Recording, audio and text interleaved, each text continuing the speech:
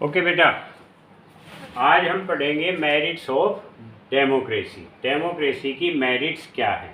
अभी तक हम लोगों ने पढ़ा था कि डेमोक्रेसी उसमें बहुत सारी डीमेरिट्स, लेकिन उन डीमेरिट्स के आधार पे ये नहीं कह सकते कि इसके अंदर कोई मेरिट्स ही नहीं है, इसको इग्नोर किया जाना चाहिए। लेकिन डेमोक्रेसी के अंदर बहुत सारी मेरिट्स हैं, इस कारण से ही इसको बेटर फॉर्म ऑफ गवर्नमेंट कहा जाता है। Democracy is considered better form of government than any other of government. जैसे आपने पढ़ा होगा डिक्टेटरशिप, मोनार्की, मिलिट्री गवर्नमेंट, तो उस सबसे अच्छी जो है वो डेमोक्रेसी गवर्नमेंट मानी जाती है। उसके क्या रीजंस हैं, यहाँ हम इन पॉइंट्स के बारे में स्टडी करेंगे वन बाय वन कि डेमोक्रेसी है वो एक बेटर फॉर्म ऑफ गवर्नमेंट क्यों मानी जाती है। पहला जो पॉइंट है इसमें कि it works on the wishes of the people, कि डेमोक्रेसी जो गवर्नमेंट है वो लोगों की विश के अकॉर्डिंग वर्क करती है। जब भी लोग इलेक्शन में पार्टिसिपेट करते हैं या किसी गवर्नमेंट को इलेक्ट करते हैं तो वो अपनी विशेस को कंप्लीट करवाने के लिए अपने डिज़ायर्स को ध्यान में रख करके ही पार्टी को वोट देते हैं, ताकि वो पार्टी इलेक्शन जीत करके उनकी विशेस के अकॉर्डिंग वर्क करे। और ये वर्क डेमोक्रेसी में ही करते हैं। क्यों? क्योंकि नेक्स्ट इलेक्शन में भी उनको वोटिंग की रिक्वायरमेंट्स होती है। Welfare of all, second point, welfare of all, कि डेमोक्रेसी जो गवर्नमेंट है वो वेलफेयर मीन्स भलाई, सबकी भलाई के काम करती है, चाहे वो रिच पर्सन है या पुअर।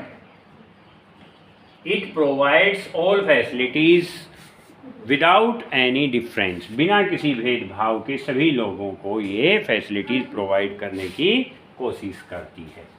ठीक है। और उसके बाद आता है रिस्पॉन्सिबल गवर्नमेंट। रिस्पॉन्सिबल किस टाइप से, कि डेमोक्रेसी जैसे लोगों की विशेस के अकॉर्डिंग वर्क करती है, उनकी वेलफेयर के अकॉर्डिंग, तो उसका रिस्पॉन्स भी देना पड़ता है गवर्नमेंट को। If they do not according to the wishes of the people in next election, people will ask the government what they had done to them, उनके लिए क्या किया, उनको आंसर देना पड़ता है। और अगर उनके वेलफेयर या उनके विशेस के अकॉर्डिंग वर्क नहीं किया तो लोग अगले इलेक्शन में उस गवर्नमेंट को वोटिंग नहीं करेंगे और गवर्नमेंट इलेक्शन लॉस कर जाएगी। तो इससे बचने के लिए दे आर रिस्पॉन्सिबल।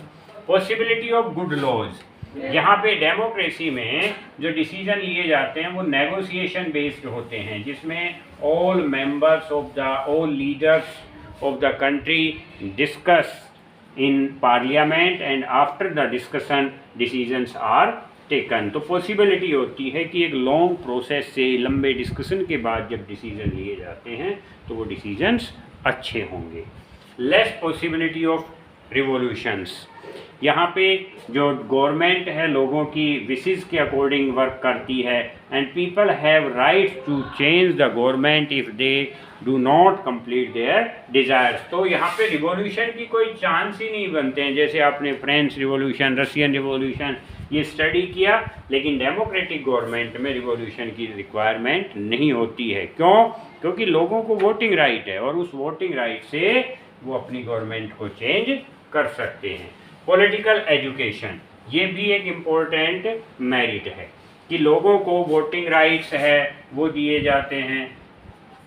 और यहाँ पे अगला जो पॉइंट है वो ये है कि freedom of censorship on, no censorship on press, means इसको आप फ्रीडम ऑफ प्रेस कह सकते हो।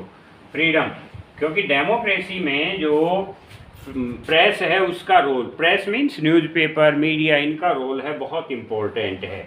ये सारी इंफॉर्मेशन पीपल को, सिटीजन्स को प्रोवाइड करते हैं। इससे लोगों को पॉलिटिकल एजुकेशन मिलती है। They can aware about their rights, कि उनके राइट्स कौन कौन से हैं उनके बारे में जागरूक होते हैं। और प्रेस, डेमोक्रेसी की जो सफलता है वो प्रेस की फ्रीडम के ऊपर ही डिपेंड करती है। जिस कंट्री में अगर प्रेस फ्री है, उसके ऊपर कोई सेंसरशिप नहीं है, गवर्नमेंट का कोई कंट्रोल नहीं है, वही डेमोक्रेटिक गवर्नमेंट है, वो सफल हो पाती है। नेक्स्ट है बेस्ड ऑन लिबर्टी। अब लिबर्टी क्या होती है? Freedom. Various type of freedom is given to the citizen, like freedom of occupation, occupation की फ्रीडम दी गई है। रेजिडेंस की फ्रीडम है, किसी भी पार्ट में आप रह सकते हो, रेजिडेंस कर सकते हो। मूवमेंट करने की फ्रीडम है, किसी भी कंट्री के किसी भी पार्ट में आप घूम फिर सकते हो। इसके अलावा आपको फ्रीडम दी गई है स्पीच देने की, भाषण की स्वतंत्रता है। तो इस टाइप की जो फ्रीडम है ये सिर्फ जो दी गई है डेमोक्रेटिक गवर्नमेंट में, डेमोक्रेसी में ही दी गई है। अदर गवर्नमेंट में ये सब चीज़ें पॉसिबल नहीं है। Respect in the principle of equality, respect the principle of equality, कि ये जो गवर्नमेंट है ये इक्वलिटी के प्रिंसिपल को प्रोमोट करती है। Means all persons are equal before the law, all persons are equal before law, सभी व्यक्ति है कानून के समक्ष समान है। उनमें किसी भी टाइप से रिलीजन, कास्ट, जेंडर के बेस पर कोई डिफरेंस नहीं किया जाता है, कोई डिस्क्रिमिनेशन नहीं होता है। नेक्स्ट है improve the quality of decision making. यहाँ पे जो डिसीजन लिए जाते हैं वो नेगोशिएशन बेस्ड होते हैं। नेगोशिएशन जैसे पहले पढ़ा आपने, अगर फिर भी डिसीजंस लिए जाते हैं नेगोशिएशन बेस्ड, डिस्कशन के बेस्ड, तो यहाँ पे इम्प्रूव होते हैं। जो उनकी डिसीजंस बनाने की जो प्रक्रिया है वो इम्प्रूव होती है। इस टाइप से जो डिसीजन लिए जाएंगे वो क्वालिटी बेस्ड डिसीजन होंगे, मीन्स गुड डिसीजंस होंगे। नेक्स्ट है it allows the correct of on mistakes. Sometime it happens it can take wrong decisions, in that situation ये जो चांस देती है कि जो मिस्टेक्स हुई हैं उनको इम्प्रूव कर सके। इसका एग्जांपल आप ले सकते हो कि जैसे जब कॉन्स्टिट्यूशन बना तो इसमें आर्टिकल 370 ऐड किया गया था जो जम्मू एंड कश्मीर से रिलेटेड था। तो ये एक मिस्टेक्स मानी गई और इस बीजेपी गवर्नमेंट ने जो इस बार बनी थी उसने आर्टिकल 370 को फिनिश करके इस मिस्टेक्स को इम्प्रूव करने की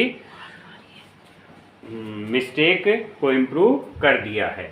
और लास्ट जो है enhance the dignity of citizens, कि डेमोक्रेसी जो गवर्नमेंट है वो लोगों के डिग्निटी मीन्स सोशल स्टेटस को इम्प्रूव करती है, उनकी प्रेस्टीज को इम्प्रूव करती है।